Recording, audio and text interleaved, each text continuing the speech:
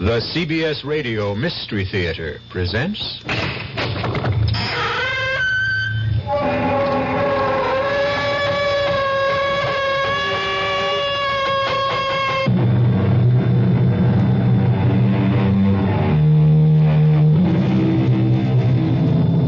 Come in. Welcome. I'm E.G. Marshall. Welcome to the terrifying world of your own imagination. One day, a young man named Otis Manley Carter stood before a great work of art in the Metropolitan Museum in New York. It was a portrait so beautiful that it brought tears to his eyes. And Otis Manley Carter whispered, "I would give my soul to be able to paint like that." It was an idle remark, spoken without thinking, on the spur of the moment. How was Otis Manley Carter to know that someone might be listening? Where'd you learn how to paint, Otis? At the Fine Arts Institute. No. I spoke to Professor DeMarco. They flunked you. You didn't show him any ability at all. Where'd you learn how to paint? Oh, come on, Bert. I was born with it. It just comes naturally. I've been painting all my life. But you're over 30. How come there are no paintings of yours more than 2 or 3 years old? Where did you learn how to paint, Otis? Bert, well, what are you driving at? Answer this, Otis. How come all the people whose pictures you painted are dead? Well, I don't... Where'd you learn how to paint, Otis?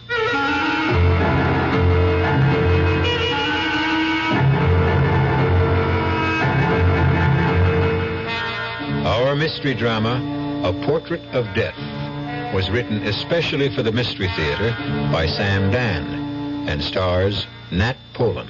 It is sponsored in part by the Kellogg Company, makers of Kellogg's Special K cereal, and by new sugar-free Diet 7-Up. I'll be back shortly with Act 1.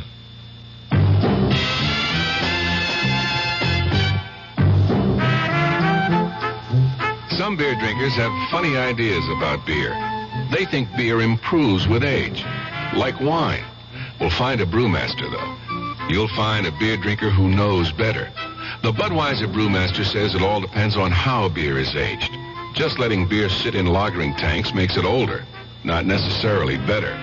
That even goes for keeping a case around the house for a couple of months.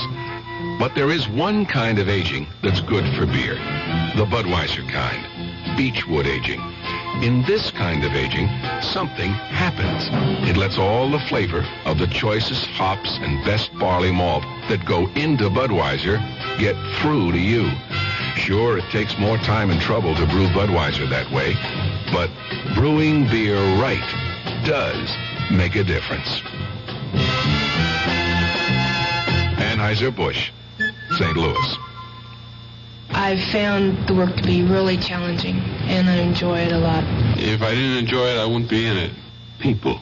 My orientation all my life has been, to help. I wouldn't have been in Red Cross if I didn't care, about people. People who care about other people. It's an opportunity for me to help other people and to see my efforts and my skill pay off.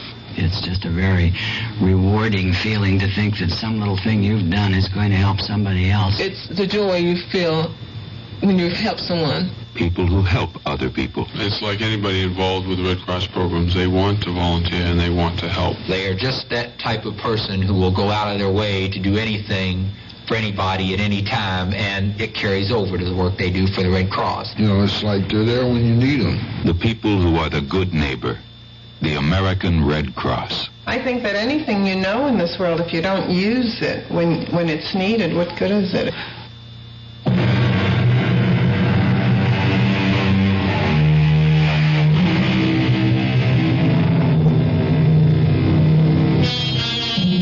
At the age of 30, Otis Manley Carter was hailed as the world's foremost living artist.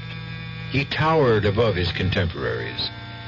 To describe his work, one had to compare it with the great masters of the past. No one, but no one, painting today could breathe life into a portrait to match Otis Manley Carter. And yet, Just 1 week before his 31st birthday, Otis made the announcement that would stun the civilized world. He was finished with art. Never again would his brush touch paint to canvas. He would neither amplify his statement nor answer questions. He simply disappeared, and only 2 people in all the world knew the reason why. One, of course, was Otis himself. The other was a detective on the New York City police force, Sergeant Bert Dennison. Bert! Bert, what are you doing? Just having a cup of coffee. We'll be late. Late? All I got to do is put on my jacket, and that takes all of 15 seconds. I'm just so nervous. Why? Why? Do you know who's going to be there tonight? Well, sure. The governor, the mayor, celebrities, the news media, the critics. Lucy, I'm impressed. After all, the showing of a new portrait by Otis Manley Carter has the same impact as the World Series or a Super Bowl or a heavyweight champion fight. If you put brown sugar in coffee, do you save calories? Do you realize, Bert, that you and I are going to be sharing the spotlight with Otis? Well, you will, that's for sure. Oh, Bert, what does he see in me? Oh, come on, honey. No, I mean it. Well, let's see. You're pretty. Well, I'm not beautiful. And you're smart. But I'm not brilliant. What can I tell you? He's an artist. All artists are crazy. But the most fascinating women in the world are ready to throw themselves at his feet. Sis, you're pretty fascinating yourself. Thanks to you, Bert. Thanks to me? You sent me through college, and there were the trips to Europe. Well, I had to shape you up before I could marry you off. And it looks like you got yourself the grand prize, the great Otis Manley Carter. Oh, Bert, I want you to like him. Oh, I like him. He's so sweet, so kind. Except? What do you mean, except? Well, except every time he paints somebody's picture, it seems to me that person dies. What are you talking about? Now, tonight's portrait, that actress, Lila Beaumont, she just died suddenly, didn't she? But what does that have to do with... with... in the last 5 years, he painted 4 other women. Not one of those women is alive today. Did you know that? No, I didn't know that. May I ask you how you knew that? I checked Mr. Otis Carter out. World-famous artist or not, I ran him through the ringer. Do you mean you actually investigated Do you Otis? think I'd let you marry him if I didn't? Oh, honestly, I don't know anyone who lives his job 24 hours a day. You never forget you're a policeman. I'm supposed to be on duty 24 hours a day. Otherwise, I'm cheating the taxpayers. Well, what are you trying to imply about Otis? Nothing. Nothing at all. Just an observation. Idle observation. Oh,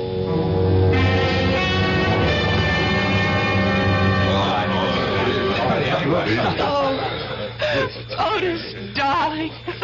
You're having a triumph. It's a fantastic success. Well, what did you think of the painting, Bert? It's a good picture. Oh, listen to him, a good picture. Is that all you can say? Well, it's certainly lifelike, I'll say that. Well, thank you, Bert. Good evening, Otis. Professor DeMarco. May I offer my congratulations? I'm honored, Professor, honored. May I present my fiancée and my prospective brother-in-law, Miss Lucy Dennison, Detective Sergeant Dennison, Professor DeMarco of the Fine Arts Institute. How do you do? Glad to meet you. Otis, once again, you forced me to eat crow. Oh, come on, Professor, please. No, I was wrong about you, Otis. Wrong. And I don't care who knows it. Yeah, but the truth is, Professor DeMarco, you taught me everything I know. The truth is, you didn't start to paint until after you left me. Congratulations, Otis, on a double triumph this evening. You're painting and your fiancé. Each is a magnificent work of art. Thank you, sir. Now, if you'll excuse me, Sergeant Dennison, Lucy. Yes, sir. Well, he never got over it. And I don't think he ever will. He said I'd never amount to anything. Oh, but you're not serious, darling. How could anyone who knows anything about art... Oh, there's Eric von Hayden. The one who's doing the new book about him? Come on, darling. I'll introduce you. Give me a rain check. I feel the need for a little refreshment. Excuse me, sir. I hope I didn't spill that on... Oh, it's Sergeant... Dennison, sir. Of course. You know, Professor DeMarco, I've been watching you. That sounds ominous. Why would a police detective be watching me? Because I'm curious. About what? About the look on your face. What about the look on my face? It's the only look of its kind in the house. How do you mean that? Well, analyze all the faces around you. What do you see? Excitement, boredom, happiness, anxiety? And what's my look? I would say puzzlement. Actually, you look completely confused. I suppose I am. I still can't understand what happened. Otis was my student at the Institute. And you said he'd never amount to anything. I did. And you can see how it's come back to haunt me. Believe me, he had absolutely no concept whatever of the elementary principles of art. He had no feeling for line, for color, for form. I recommended he be dropped from the school. You not only go out on a limb, you bring your own saw. Well, 6 months later, he astounded the entire world with his portrait of that alderman's wife. The first of the Otis Manley Carter famous portraits. How do you account for that? Well, at first, I refused to believe he could paint like that. And maybe he doesn't. Maybe it's all done with mirrors. No. There are no mirrors, no tricks. I went up to his studio. He paints. But where did he learn? How did he learn? From whom? There must be an answer. Naturally. But can you even speculate? He probably sold his soul to the devil. You realize that isn't an answer? Of course. But it's the only one I can think of at the moment.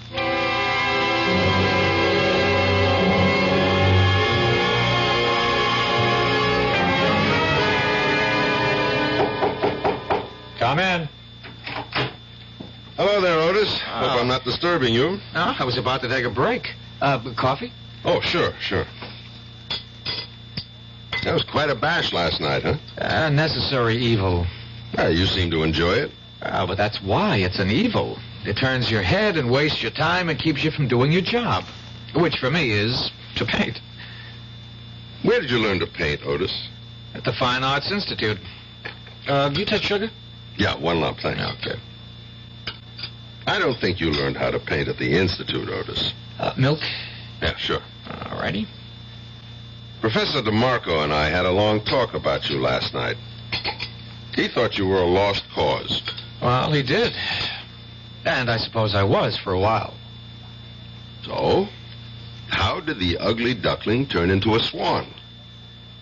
Well, some people are slow learners. DeMarco claims you just didn't have it. No, he was wrong. I always had it, but it was only in my mind.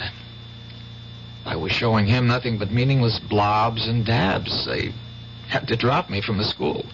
And where did you study after that? Well, nowhere. I just went to the museum every day. That's all? That's all. And then, one morning I was looking at some of the old masters, just worshipping at the shrine, as it were, and wishing and hoping and praying that one day I, too, could... Well, the most remarkable thing happened. Yes? Well, suddenly everything that Professor DeMarco had ever tried to teach me just began to make sense. No, it was more than that. It all became a part of the way I feel and the way I think and the way I see. I was trembling all over. What did you do? I went home, picked up my brushes, and from that day on, I was a painter. Just like that? Well, in psychology, there is such a thing as the delayed reaction. Yeah, I know. Bert, Lucy and I want you to join us for dinner tonight, I never refuse an invitation to dinner. Otis, your latest portrait of Lila Beaumont. Poor Lila. She never really saw it. She died the day it was finished. What did she die of? I don't know, Bert. I don't think anybody does.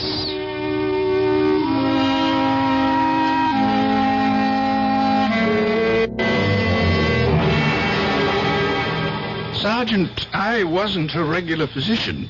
Who was, Doctor? I don't think she had one. She seemed to be one of those fortunate, healthy people who never needed medicine. Mm-hmm. Where did she die, Dr. Caswell? In Mr. Carter's studio. And since my office is just next door... Was she alive when you got there? Just barely. She seemed to show all the signs of utter exhaustion. So that's what I wrote on the death certificate. Afterward, I thought about it, and I asked for an autopsy. Why? I simply couldn't believe it. What did the autopsy reveal? Nothing. I was right in the first place. But I still don't believe it. Again, why? Well, how could she change so radically in such a short time? What do you mean by change? Have you seen the portrait Carter painted of her? Yes, It's just brimming with robust good health. It's exactly how she looked.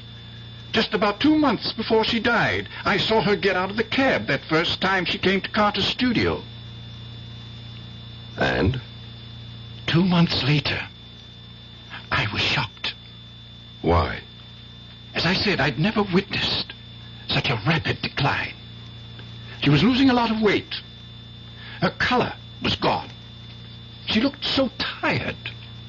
What did you think was happening? I didn't know what to think. I decided to speak to Otis. After all, I knew him when he was just a starving young artist. One morning, I walked up to his studio. Well, what can I do for you, Doctor? Busy, Otis? Well, Lila Beaumont will be here any minute. Well, that's what I want to talk to you about. Is she under medical care? Well, why? Well, why should she be?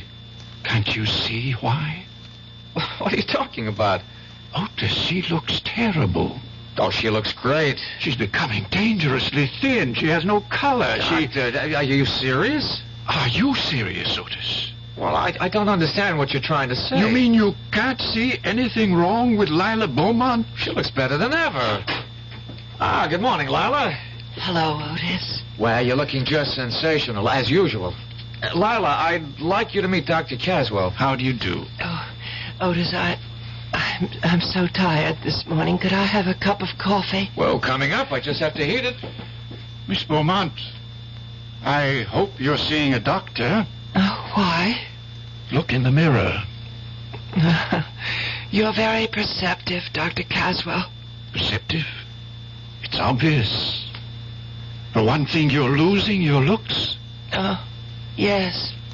Your looks are your livelihood. Shouldn't you want to do something about it? What can I do? There's a man, and he no longer loves me. But a doctor could prevent this ravaging. There's no way a doctor can help me. But you need special treatment. I would say, Miss Beaumont, that right now you should be in a hospital. Oh, you may be right, Doctor. I don't care anymore.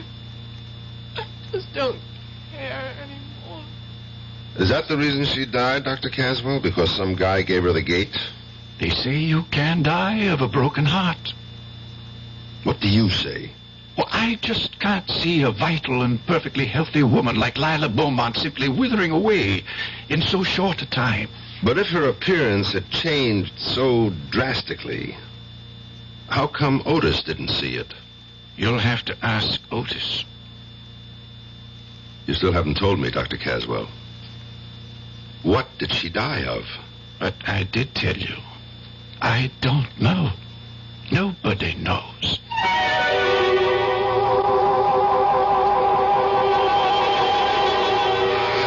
Well, what did she die of?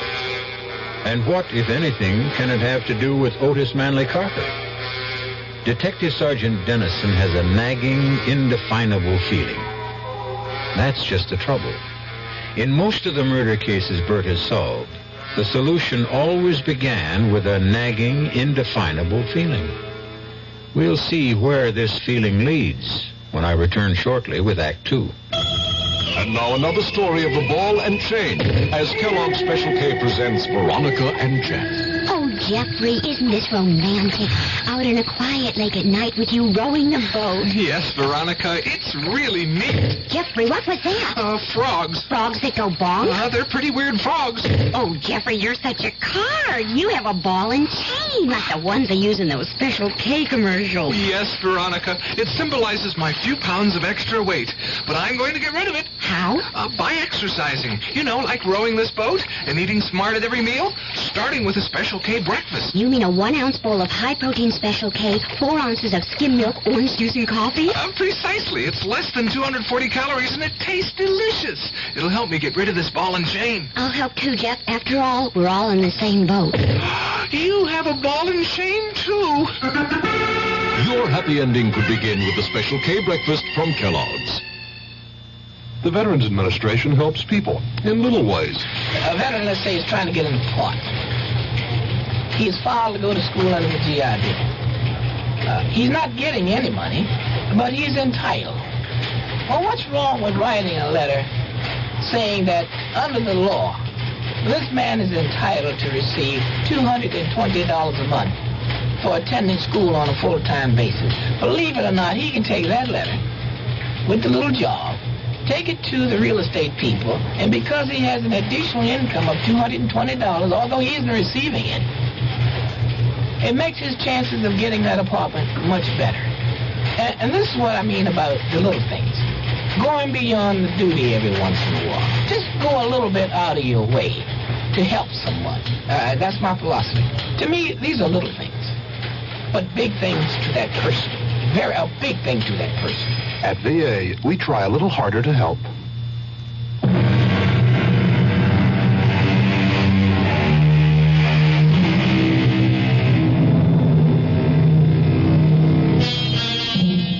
Sergeant Bert Dennison has always been an intuitive detective. He trusted his instincts. He played his hunches. He followed his theories wherever they led him, usually to the right answer. But this time, he has absolutely no idea of how to arrive at the answer. As a matter of fact, at this point, he can't even formulate the question. You really should skip dessert, Bert. I'll only have one helping. Well, do you want to tell him, Lucy? No, darling, I think you should be the one. Somebody's supposed to tell me something? I hope the wedding hasn't been canceled. Oh, no, Bert. Sunday, right on schedule. Otis has something to say to you, Bert. We have a wedding gift for you, Bert. Me? Why? I'm not getting married. Well, that's why you need a gift. Now, on Sunday, Lucy is leaving your house forever. That sounds kind of stuffy, doesn't it? Keep going, darling. You're doing fine. And so, therefore, to make sure you never forget what she looks like... How can I forget what she Please, looks like? Bert, don't interrupt. We decided that I would paint a portrait of Lucy and present it to you. Isn't that wonderful?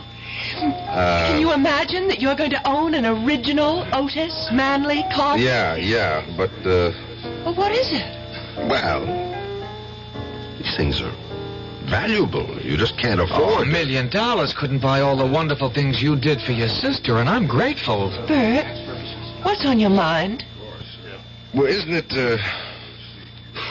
bad luck for an artist to paint a picture of his own wife? Oh, now, where did you ever hear that? They all did it. Bert, something is bothering you. Yeah, well, I might as well say it.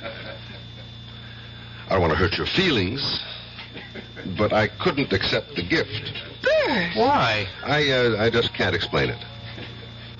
Otis, you want to give me a gift I'd really like? Of course.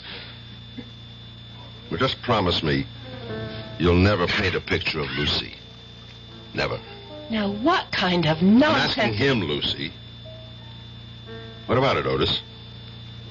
Well, one of the reasons I'm marrying her is so that I can always have her near me, so that I can always capture those fantastic expressions and moods. Oh, really? I thought you fell in love with my mind. I did. I did. It's your mind that gives animation and meaning. What about it, Otis? I wish you'd tell me why. I wish I could. But I don't think I can. How about it, Otis? Will you promise? All right, Bert. I promise.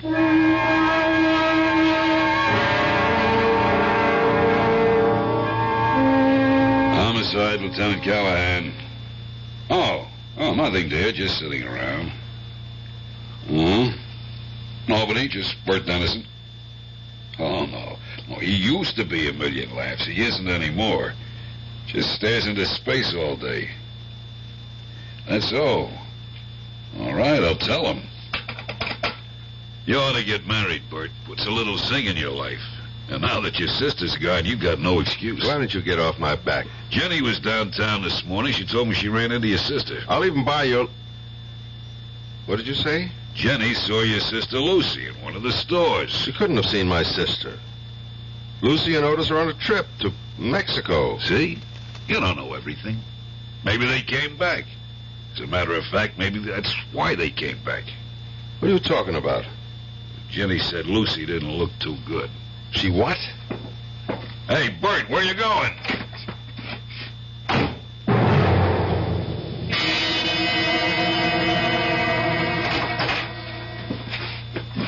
Bert! Yes, it's Bert. You never told me you were back. Oh, we meant to. We just got in this morning and we haven't even unpacked. Of course not. How could you unpack when you never packed in the first place? Well, your clothes are in the closet. Bags are up on the shelf. You didn't go anywhere, did you? I want you to call a doctor. There's Dr. Caswell. He's just next door. Well, why do I need a doctor? You look terrible. Oh, well, You lost about 5 pounds. There's no color in your face. Oh, it's absolutely true. I lost 5 pounds because I'm on a diet. And if there's no color in my face, it's because I don't have my makeup on. You sound tired. Well, we were up late last night. Why did you want me to think you were in Mexico? Bert, you and I, we've been very close. We've shared a home. You've practically raised me. Never mind all that. What are you leading up to? Well, we'd see each other every day and talk to each other and actually have no lives away from each other. I wasn't aware of that. So, I thought that since I'm a married woman, now we just have to get used to a different kind of relationship. Uh-huh. You can tell when I'm lying. I can tell when you're lying. Otis broke his promise, didn't he? What promise? His promise never to paint your picture. Well, how can you say that? Why don't I ask him? You can't ask him. He isn't home. All right, I'll wait. But he may be gone all day. Who rang the bell just before? Oh. Hi, Bert. How are you? Just fine. You've been painting, I see. Anyone I know? Well, I haven't been painting exactly. I've been cleaning brushes, things like that. You know, chores. Why don't we go inside and see? Bert, if you walk into that studio, I'll never talk to you again as long as I live. If I don't walk into that studio, you'll be dead in a month. Bert! Oh, Bert, we wanted so much for you to have a portrait of me. Yeah, so I see. No, not yet. You don't see. It's nowhere near finished, but you can just sense what it's going to be like. Bert, it's going to be my finest work because it's for you. Oh, darling, don't be unreasonable. You can't finish that painting, Otis. Tell me why. Why? Otis. For some reason, you kill the people you paint. What? Don't Bert? interrupt me. It's not easy to say this. And I can imagine what it must sound like, but... Otis, you've painted the portraits of 5 women. Every one of them is dead. But that has nothing to do with Each one died on the day you finished the portrait. Bert, have you any idea what you're saying? I know what I'm saying.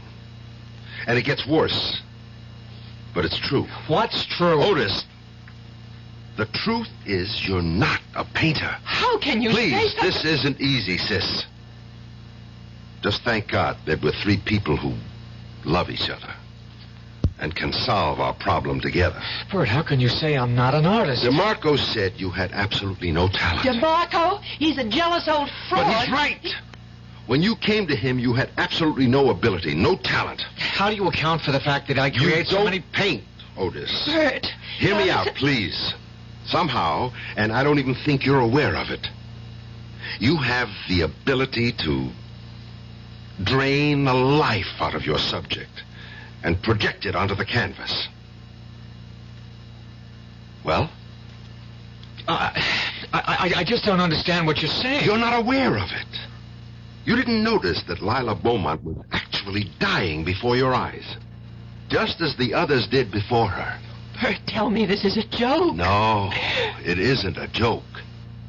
Look at Lucy, Otis. She doesn't look ill. I honestly can't see anything wrong. Lucy, look in the mirror. Look.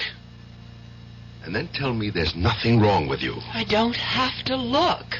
I know. Then what I have been saying... It's just that... well, I've been worried. About what? About Otis. Darling, why? Oh, I'm afraid one day you'll get tired of me. Lucy. There's so many women who are after you. But you're the only woman I want. You know that. Yes, I know. But sometimes I can't sleep at night, and that's the reason that I'm not looking my best. No. The painting's the reason. And, Otis, you must promise to destroy that painting. I can't do that. Then I will. Bert, put down that knife. Take your hand off me, Otis. Bert, don't hit him. I won't let you destroy my painting. And I won't let you kill my sister. Otis! Oh. Bert! Don't do that! Lucy, stop him! That takes care of it. Bert, you're crazy. Get up, Otis. I didn't hit you that hard. Look at what you did to my painting. Do you know what you've done? Yes, I destroyed the canvas. And look at your wife. Look at yourself, Lucy. Your color is back. Bert, you're a fool. If my color is back, it's because I'm furious. No, you've got your old vitality and strength. You'll be all right now, Lucy. Bert! There's really nothing we can talk about. I did what I had to do. And now let's forget it. Except for one thing, Otis. Promise me your word of honor that you'll never try to paint Lucy's portrait again. But I can't I'll put it this way, Otis. If you ever try to paint her portrait, I'll kill you.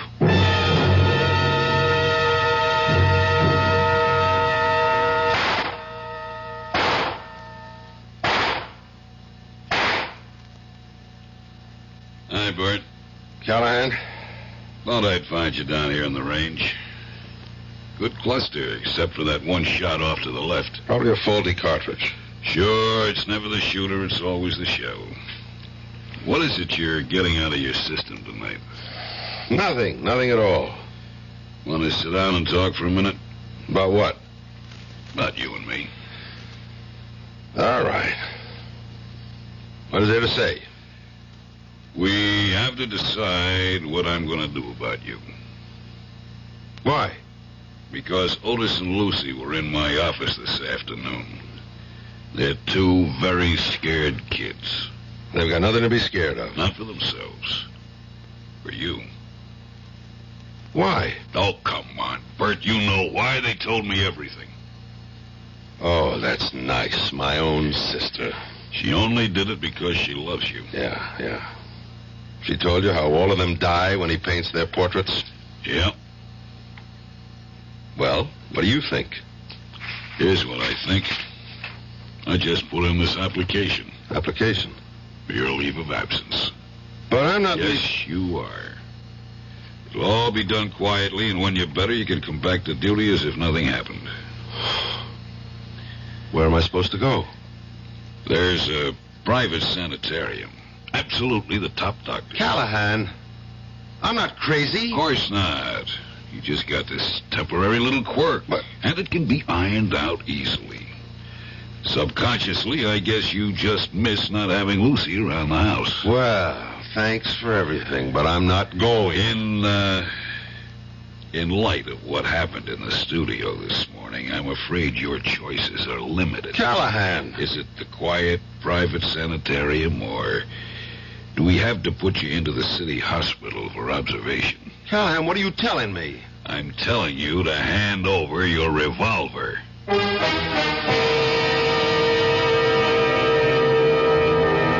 Who was it who wrote, "Heaven keep me safe from my well-meaning friends"?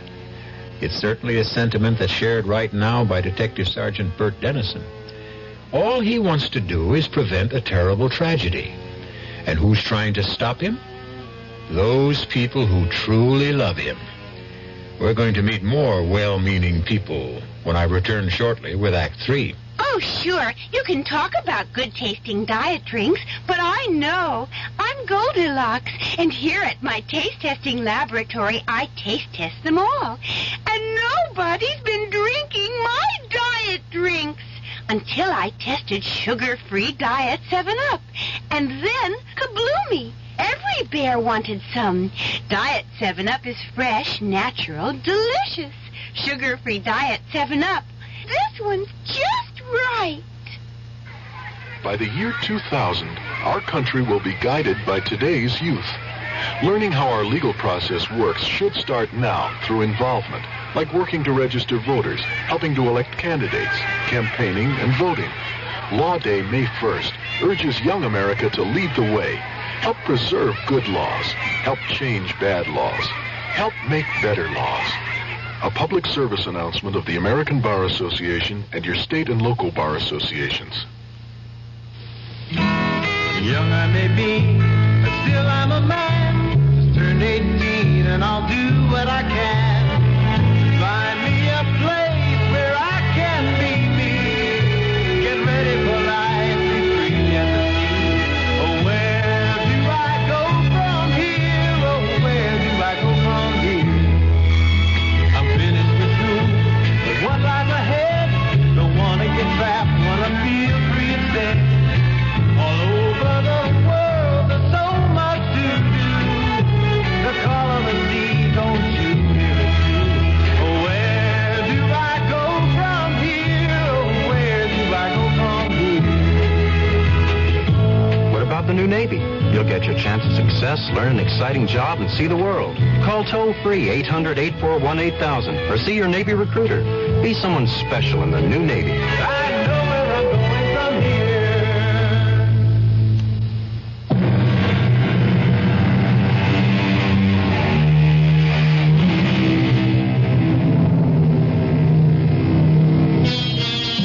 The best mirror is the face of an old friend. Sergeant Dennison stares at Lieutenant Callahan. Stares at the look on Callahan's face. It's a strange look. A look that's a mixture of pity, concern, and fear. And suddenly Dennison realizes that this must be the same look that showed so often when he knew he had to arrest a suspect who might turn out to be criminally insane. I have to have your service revolver, Bert. You want to put the cuffs on me too, Callahan? Cut it out. Why not? It's a pinch, isn't it? It's nothing of the sort, and you know it. Now, look. Let's go to your apartment, pick up some stuff, and I'll drive you to this place myself. Tell me something, Callahan. Don't you want to hear my side of it? Bert, you slugged your brother-in-law, you slashed the painting. So? That's violence. You and me, we never used violence in the line of duty? Justified force. Slice it any way. Why am I wrong this time? Because what you say is crazy. Callahan, you and me, we're not the new breed of college cops who know everything, but still we're very careful about that word crazy. You mean you really believe Otis kills people by painting their portraits? Yeah. Quit fighting me. Work with me. How? Let's go out and get some expert testimony.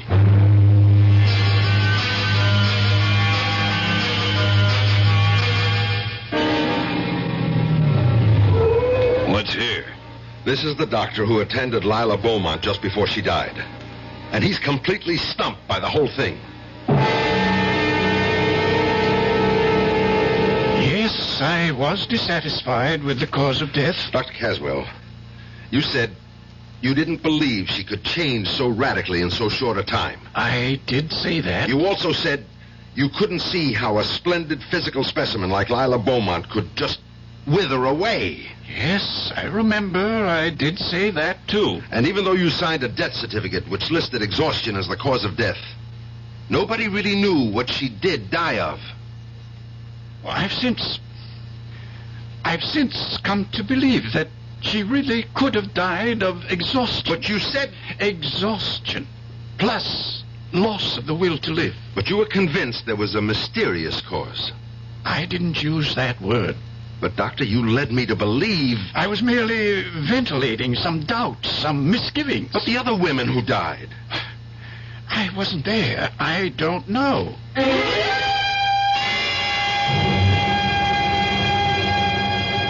You told me, Professor DeMarco, that Otis had no concept of the basic principles of art. I did.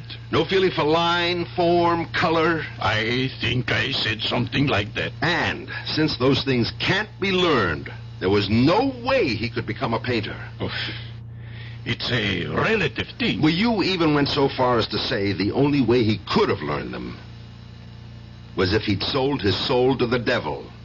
That was a figure of speech. He never did learn to be a painter. Something happened.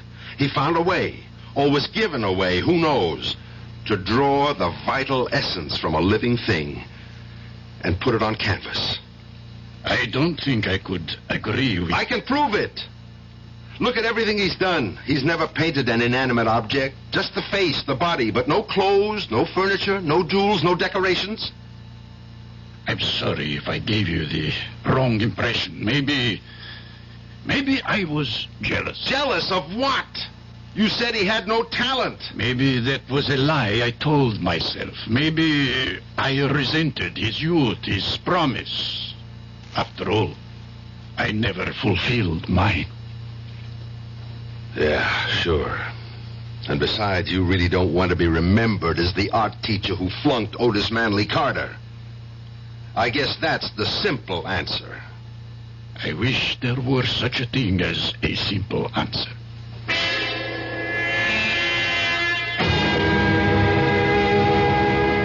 Well, Bert, you've got to admit it's really a comfortable room with a great view of the ocean. And you've even got a refrigerator. Yeah. What happens now, Callahan? Well, starting tomorrow, the doctors will begin working with you. You'll be straightened out in no time. I see. I'm the one who has to be straightened out. That's how it is. Even if I happen to be right. Those are the rules of the game, Bert. But I'm not crazy, Callahan. You and I know what crazy is. Crazy is when most people don't agree with you. You're a big help. I'll come up and see you this week. I can hardly wait. I better ring for the guy to come let me out. What do you mean you got a ring?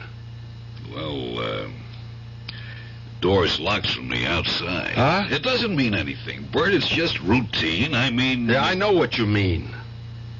I might as well be in jail.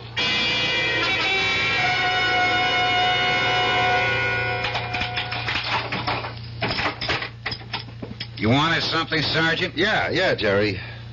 How can I make a phone call? You can't. What do you mean I can't? Well, first couple of weeks you can't. It's like you got to get your interviews and orientation. But I have to make a phone call. The doctor says... Forget what the doctor says. Look, part of the treatment is to isolate you completely from your former environment. But I have to know if my sister is okay. She's okay. How do you know? Because if she wasn't, you'd be told about it. Yeah. Listen, I know I can't make a phone call. But if I could, where would I make it from? Well, there's a phone outside, at the end of the hall. There is, huh? Jerry, I want to show you something. What?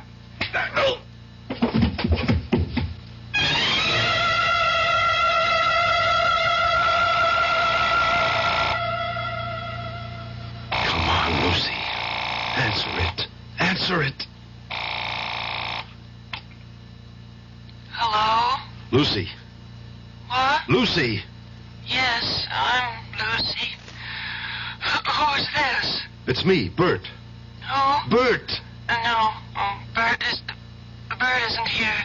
Could you call back later? Lucy! Oh, my good Lord.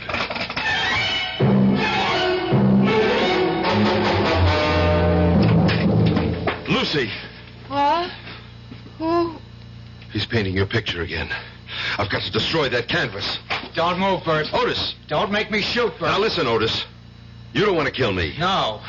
I'd only want to hit you in the foot, but I'm a bad shot. Now, please, Bert, just stand still. What are you doing with a gun, Otis? That's not your style. Callahan called us. He said you'd broken out of the sanitarium. He wants me to phone him if you show up here. You're killing Lucy. Look at her. Bert, I don't know what's gotten into you. Is the painting almost finished? What business is that of yours? What more has to be done on the painting? I Just have to finish her mouth. And when you do, she's going to die. How can you believe... Do you love her, Otis? You know I love her. Destroy the painting. I can't. I can. I'm warning you, Bert. I'm going to walk into your studio, and I'm going to destroy that painting. You take one step and I'll shoot you. I'll just have to take the chance. I've still got 5 bullets in the gun. All of them can't miss. Otis, look at Lucy. Look at her. She's dying. That isn't true. You don't want to see it. If I could prove you're killing her, would you destroy the painting? How could you prove such Would you destroy the painting? Yes. Let's go back into the studio, Otis. Oh, no, it's a trick. You've got the gun, Otis. What are you afraid of? Come on. All right, you just stand near the wall. You keep far away from my painting. It's beautiful. Then why do you want me to destroy it? Because it is Lucy. What did you bring me in here to prove? That you kill a living thing when you paint it. On the windowsill, Otis, that flower, that geranium, paint it. Sure. I'll put the gun down and pick up the brush and you'll jump. You're afraid. You're scared. You're crazy. What you're saying is crazy. Here's your chance to prove it, Otis. Paint that flower. And if nothing happens to it, I promise I'll go away quietly. Well? I will.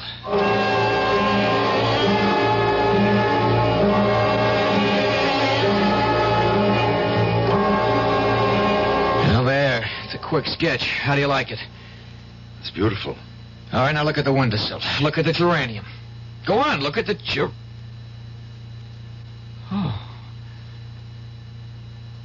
Oh, no, Bert, what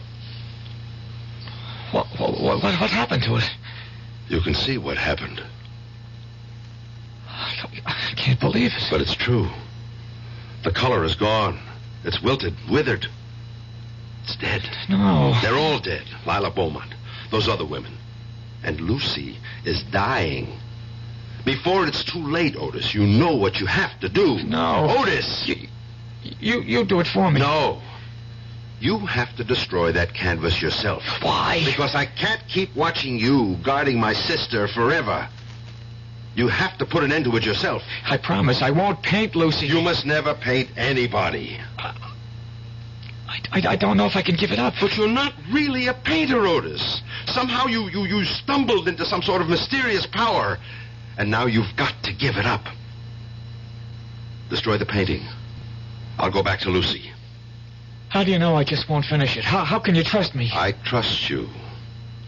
I trust you because you love Lucy.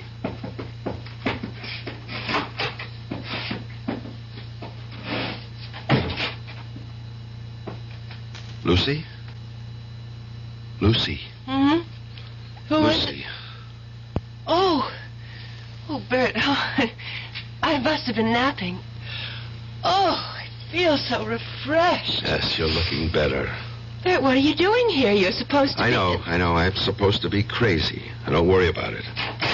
Otis, Bert's here. Shouldn't we... No. Everything's all right. I better go straighten everybody out. Especially Callahan. Painting? Is it my imagination or... What happened to the painting? I, decided to give it up. Otis, how could you? Will you love me even if I'm not a famous painter? But, darling... Sure she'll love you, Otis. She'll love you even more.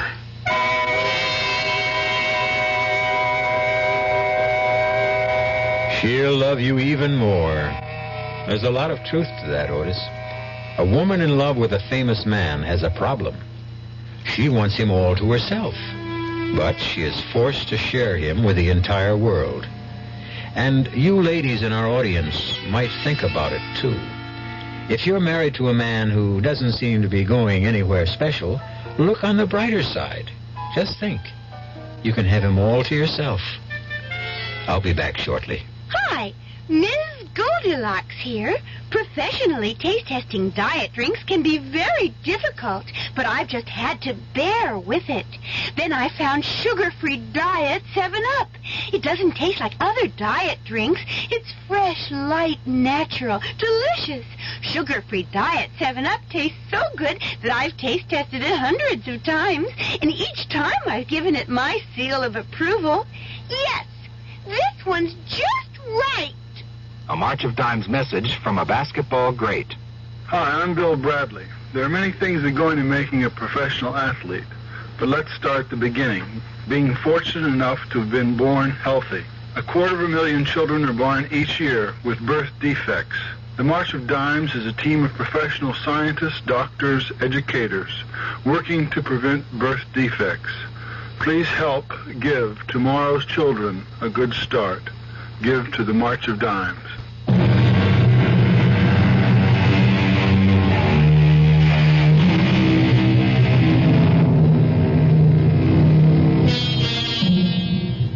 What killed those women? A coincidence of real and fancied illness? Or can an artist really drain the life from a living creature and transform it to canvas? Certain primitive tribes agree. It's taboo to create a likeness. Maybe they know what they're talking about. Our cast included Nat Polen, Marian Seldes, Jack Grimes, Jackson Beck, and Roger de Koven. The entire production was under the direction of Hyman Brown. And now, a preview of our next tale. I told you I burned it. And you know that's a fairy tale that no one will believe. I don't care whether you believe it or not. Now, are you coming with me? Where? To talk to your Colonel Blake. He won't see you. Oh, I think he will. Goodbye, Carol. It was nice knowing you. I think. You will kindly step back into your room, Monsieur Feeling. Now, wait a minute. Move. I am Major Simonovich. Oh, of the Gay Payou or the NKVD? It does not really matter. What matters is that you and I have something to discuss. I warned you. Yeah, sure you did. I do so dislike dealing with amateurs. This is strictly a business. You mean you want to make a deal with me? Correction. I mean you would find it wise if you wanted to make a deal with us. For the paper? Exactly. Where is it? No, not so fast. Not so fast. You spoke about a deal? You give us the paper, we give you your life. Radio Mystery Theater was sponsored in part by Anheuser-Busch Incorporated, brewers of Budweiser.